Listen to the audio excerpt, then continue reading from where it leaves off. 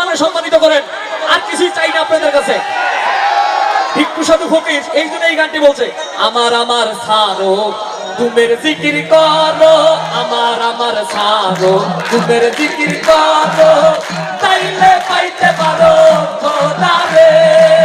গুরু রূপে নয়ন দিয়াছে যেইজন, গুরু রূপে নয়ন দিয়াছে যেইজন, তার মরণের ভয় কি আছে রে।